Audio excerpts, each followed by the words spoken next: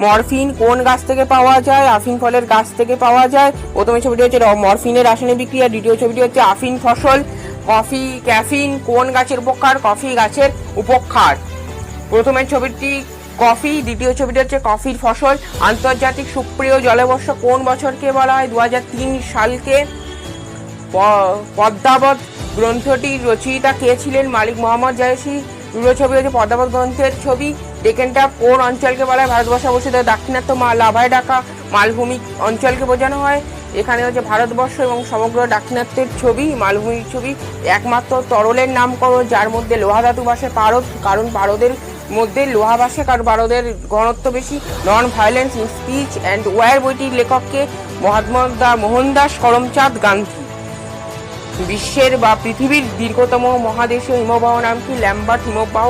Lambert হিমবাহ কোথায় অবস্থিত? পূর্ব আন্টার্কটিকাতে